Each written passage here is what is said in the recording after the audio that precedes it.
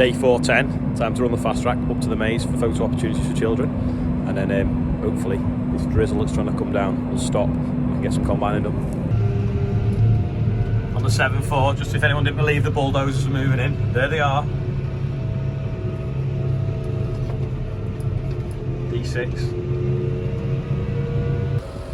We're going to cut that field of wheat at the top of the hill there because it's going to be oilseed rape. It's actually trying to rain at the moment. You can see a bit of a haze, but it shouldn't forecast much. We're just dropping 2 trailers now on this headland in the corner out the way, and we'll go and get the combine, the header from Bill's, and get going. That's the oilseed rape, direct drilled. Just coming through. There's got a bit of white on the leaves. There's the first true leaf. Looks okay, I think. Bit of grab maintenance. This wear plate's riveted on, and it's just come off then because I didn't realise how close to the edge this was. Just caught that manhole and pulled it off. Anyway, we're just cutting wheat now. A bit grassy on this headland, but we're going to drill it with oilseed rape. But it's trying to drizzle, which is a bit of a pain. But we'll just keep going and see how it goes. James's little lad's come to see the combine in his Fent overalls.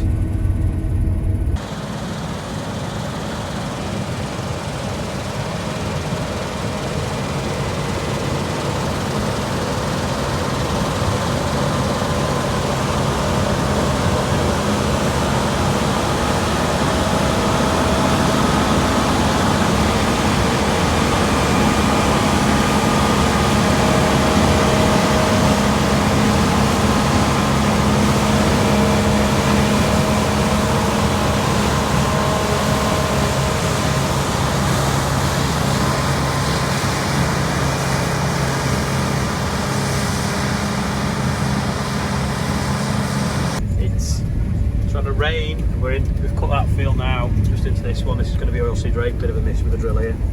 Amazing how the grass takes over when there's bare ground. Bit of a grassy field anyway, to be fair. Just going to get this one finished, or at least get round the outside before we totally get rained off, and then we can get in with the flail mower and tidy up, ready for drilling oilseed rape. It's really hard to see the rain, but it's basically raining. I've got this little triangle there and a little triangle over there, and then I've finished this field of wheat. So that's the 2 fields of wheat that I wanted to get cut before we drill them with oilseed rape. Actually, now I've turned at the end, you can probably see how the trees in the far distance have disappeared because how wet it is. Just get this little bit of mist before the GPS.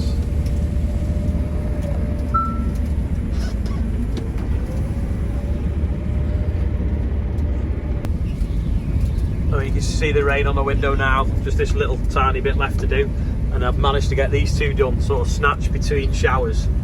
The moisture hasn't been too bad. I think we've had some down to 17, and even now this probably won't be too bad because the moisture will be stuck to the chaff that's going to thrash off. But at least now we can get them ready for drilling with oilseed rape. Not really a lot to do to them. Bit of a spray with glyphosate maybe, mow around the edges. We can't cut the hedges yet till the 1st of September, but we can always come on the crop and do that anyway.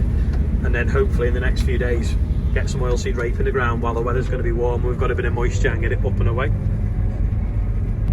The plan was to go up to Rain Hill now and cut oilseed rape, but as it being called Rain Hill, it's called Rain Hill for a reason because it rains there. So it's basically been raining there most of the day. So we won't get the oilseed rape finished either there. So we'll just get this wheat finished, get some straw back in the yard, stacked in the shed, and then probably an early finish for Saturday other than sorting out the maze. I say early finish, it's actually 5 o'clock and we've still got to take the header off the combine, get the combine home, and then there's some grain in the yard to sort out as well, so not really an early finish. Back home to get everything under cover so it doesn't get any more wet. Back in the yard now in the oilseed rape shed. So loads of, it's probably the most common question other than what was the police car doing is, why have I got loads of oilseed rape? Where's it coming from? Am I buying it? Basically, this store was put up about 5 or 6 years ago because we needed a store to keep our oilseed rape separate from everything else because we didn't used to grow oilseed rape. So when I built it big enough to have spare capacity so that we could store for the cooperative open field, which is basically a cooperative of farmers. So any farmers in the area can sort of like, not sell it, but market their grain for open field and put it into this shed. So at harvest, it comes in, we sample it, we check its meat spec, and then we store it, and then the farmers can sell it throughout the sort of the season, the selling season, if you will. But there's not a lot grown immediately local to us anymore, so it comes from further and further afield. But it doesn't matter because there's only really 2 places that crush oilseed rape, one in Liverpool and one near London. I think it's Erith, I think it's called. So grain and oilseed rape in the northwest has a slight premium because there's less haulage to get it to the oilseed rape crush. So people can pay Openfield so much a tonne to store it in our shed, and I think they actually pay Openfield less than Openfield pay us, but Openfield have added value to it by moving it closer to its end destination. So if you're sort of in an area that doesn't have anything to do with oilseed rape, like i.e. a processor, the best thing you can do is market it for Openfield. They will then haul it up to us, we'll stick it in here, and then throughout the winter we'll keep the oilseed rape crush going. So generally over Christmas and New Year they'll put like a couple of wagons on running out of our store, you know, maybe 5, 6, 10 load a day, rather than ringing up 10 individual farmers throughout the country saying, can you load oilseed rape? And also, if you get snow and different weather events like that could block the motorway network, we are literally one junction from where the oilseed rape crushes, so they don't get any sort of like weather interruptions with the supply chain. So that is why we have a shed with oilseed rape. Last year it was emptied pretty soon and we had a bit of spare space, so we filled it with sugar beet pellets that had come in from I think Ukraine they come from. So we stored them for about 5 or 6 weeks. So they came in off the boat, emptied the whole boat into this shed, and then it went out in wagonfuls throughout the next sort of 6 to 8 weeks to different mills that needed it, and that's mainly for sheep food and cattle food. This will go for cooking oil and maybe biofuel, and then the waste product out of it is a high protein feed that goes into animal feeds as well. It's a bit hard to focus, but you can see the grain moving down inside here. That's it drying in the dryer. So this is something that we cut today, and you can hear that rattling there.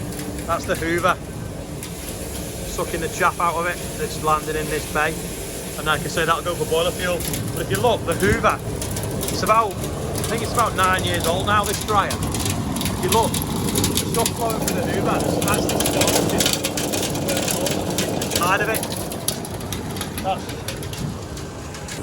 That's how abrasive the bits of grain and the bits of chaff and the light grains are as they're spinning around the hoover. It's like a impeller. It sucks it in, blows it out down that tube, and it's wearing it away. And that's a cyclone. So the stuff goes in the middle, spins round, the air comes out the top, and then the chaff falls out the bottom. If it gets too full and the chaff builds up to the bottom of that spout, it then starts to blow out the top. The cyclone stops working. So that's the cyclone there. Them 2 fields that we cut are now in this bay. Plus there's 2 loads still left on the trailers that will tip out in the morning once the dryer has got through some of this. There's no point in tipping them out now, somewhere in another shed. We'll just leave them on the trailers some morning and tip them in there. And the dryer will work into the evening and probably overnight, drying it and then spitting it into the shed the other side, which is where the wheat's stored. It actually wasn't too bad, like I say today, the moisture. And it doesn't look bad stuff. I think it's X-Stays was the variety. So it seems to be yielding well this year. In the field of beans now, got a few, I think they call them sow thistles growing in them. But if you look now, they're pretty much turning completely black. So the pods, when they ripen, go black and look all horrible and dead. And then the beans are inside the pod. If we break one open, you'll see. There we go. And then some of them are still got a bit of green leaf on them. And they'll be green beans inside there. Oh no, they're starting to change colour just a little bit. So harvest is approaching pretty quick for these. They want to be completely dead. Used to be able to use what we call Reglone on them to spray them off, which would kill all the green matter and then just leave the beans. Well, we can't use that anymore. So because of the seed, we've not really got many options. So we're just gonna have to hope that they ripen naturally. Although you could probably use glyphosate, because if it did stick to it, it'd only be on the pod and that gets thrown out the back of the combine anyway. And we'll just have to see what happens. Again, got a few volunteer sunflowers, because obviously the sunflower field is through them trees there, and I think the birds have carried it over, or it's fell off the flail mower. Don't know, one or the other. This was a sweet corn at the back of the yard where the potatoes were last year. Looks a bit hungry because we've not given it any fertiliser, and also the fat 10, which is this stuff that looks like quinoa, is taken over. But this was just a bit of a game strip really, and something for the birds to live in. Sam's cleaned the 724 because it keeps raining on it. All the dust keeps sticking to it, so he's made it look clean, so it looks as clean as the fast track. Bit of rash here off a PTO chain.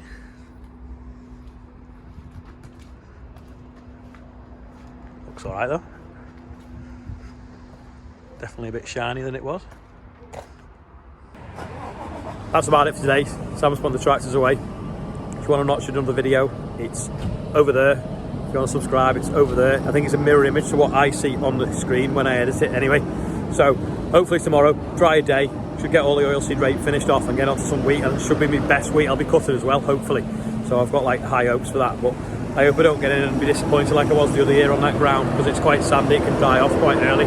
Anyway, I'll see you all tomorrow.